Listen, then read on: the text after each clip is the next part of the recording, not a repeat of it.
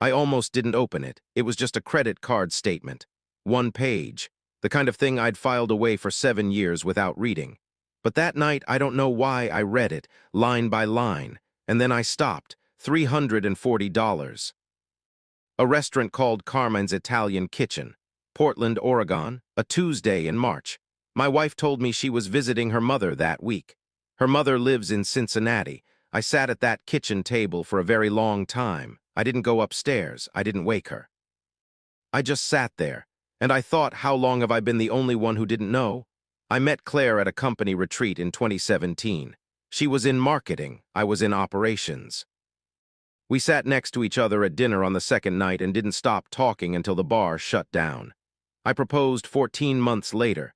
She said yes before I finished the sentence. Right. I thought that meant something. By 2019, we had a house in Columbus, a joint account.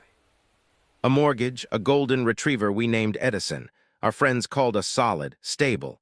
The couple people call when things go wrong. I believed them. Claire worked remotely 3 days a week. She traveled for client meetings, sometimes overnight, sometimes 2 nights. I never questioned it.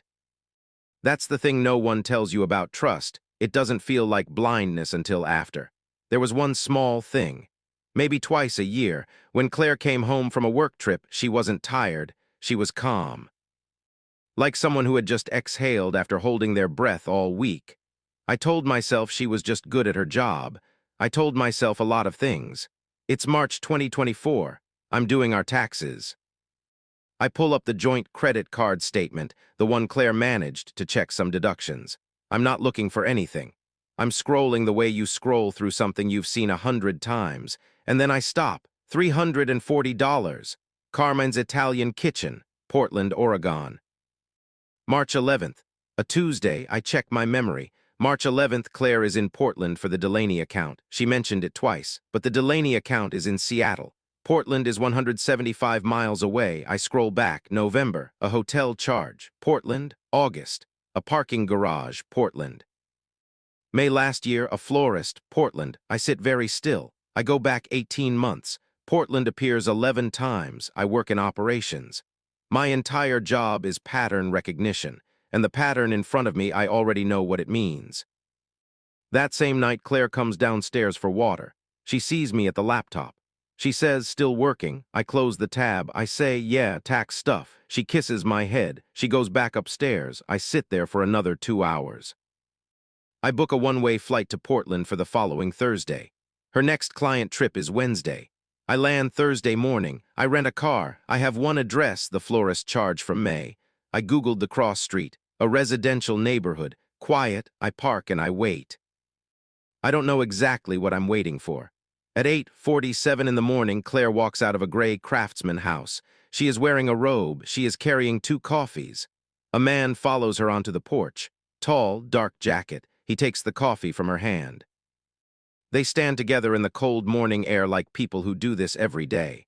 I took 11 photographs. I drove to the airport. I was home before dinner.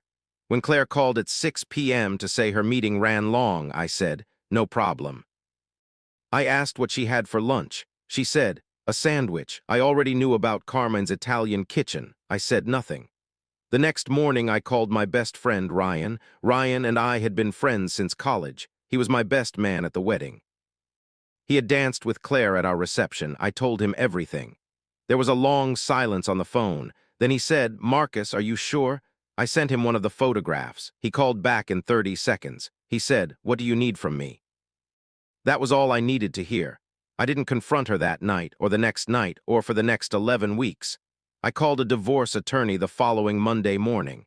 He gave me one instruction, gather everything, say nothing, so that's what I did. I photographed statements.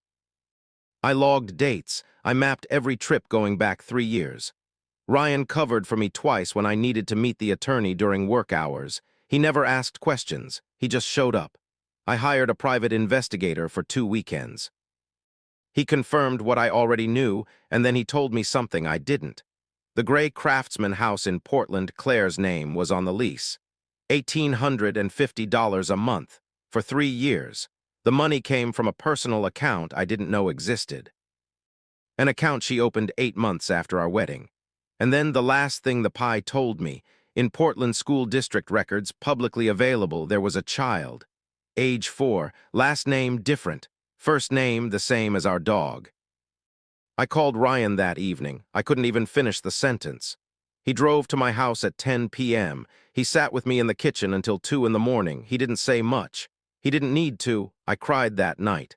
After that, I didn't cry again. 2 weeks before the confrontation, I got a call from Claire's older sister, Dana. Dana and I had always gotten along. She was sharp, direct, the kind of person who said what she meant. She called to ask if everything was okay. She said, "Claire seems distracted lately, off somehow." "Is everything all right between you two?" I said, "Everything is fine, Dana, just a busy stretch at work." She paused. Then she said, "You know, I always thought you were too good for the chaos she carries. I never told her that, but I'm telling you." I didn't know what to say. I thanked her and hung up. I don't know if Dana knew something. I never asked. But that call stayed with me. I chose a Saturday morning in June. By then, I had already moved the majority of our joint savings into a separate account, legally, with my attorney's guidance. I had already spoken to a forensic accountant. I had already filed. Claire came downstairs to find me sitting at the kitchen table. My attorney was on speakerphone. A folder sat between us. I slid it across the table. She opened it. The first page was a photograph. The Craftsman house, Portland, her, him, the coffee. She looked at it for a long time, then she looked at me. She said, "Marcus, listen to me." I said nothing. She said, "It's not what you think. I was going to end it. I was going to tell you everything. I just needed more time." I said, "How much time, Claire? You've had 6 years." She started crying. She said, "Please, please don't do this. We can fix this. I love you. I have always loved you." I looked at her. I said, "You named him Edison." She went completely silent. I said, "You gave our dog's name to a child you had with another man in a city you told me you visited for work. And you sat across from me at dinner every night and said nothing." She slid to the floor. She was shaking. She kept saying, "I'm sorry, I'm sorry, I'm sorry." I stood up. I said, "My attorney will be in touch." I took Edison and drove to Ryan's house. I didn't go back. 2 days later, Claire called me 14 times. I didn't answer. On the 15th call, I picked up. She said, "Derek left. He's gone. I have no one. Please, Marcus, please just talk to me. We had 7 years. That has to mean something." I said it meant everything to me. It clearly didn't to you. I hung up. That was the last real conversation we ever had. The divorce took 9 months. The forensic accountant traced $214,000 redirected from shared expenses over 6 years. Groceries, utilities, travel. Carefully replaced through an accounting system she maintained in a private spreadsheet. The spreadsheet was recovered from her laptop. It was meticulous. 6 years of entries. She had been running 2 households like a CFO. The settlement was not kind to her. The house went to me. The personal account funds were split and returned. Her attorney fees exceeded $40,000. Derek had disappeared by then. He didn't want the legal exposure. He didn't want the involvement. He just left. The same way he always would have. Claire moved back to her parents' house in Cincinnati. Dana called me once after the divorce finalized. She said, "I'm sorry. I didn't know. I want you to know that." I believed her. Claire has a 4-year-old in Portland she visits twice a month now. Derek doesn't attend those visits. I kept Edison. I sold the house 8 months later. I moved to a smaller city. I started over. Ryan visited me 2 months after I moved. We sat on my new porch and didn't talk about Claire once. We talked about nothing important. It was the best evening I'd had in years. The last communication between Claire and I was a legal document. Signed, filed, dated, nothing personal, nothing hollow. "I'm not angry anymore." That surprised me. I thought I would be angry for the rest of my life, but anger needs something to hold on to. And I have nothing left that belonged to us. 6 years, 11 trips to Portland, $214,000, 1 credit card statement. People ask me what the hardest part was. It wasn't the betrayal. It wasn't even the child. It was that phone call after Derek left. When she said we had 7 years, that has to mean something.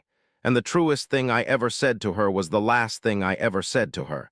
It meant everything to me. It clearly didn't to you. Some promises were never meant to be kept. I know that now. If this felt familiar, you already know where to find the next one.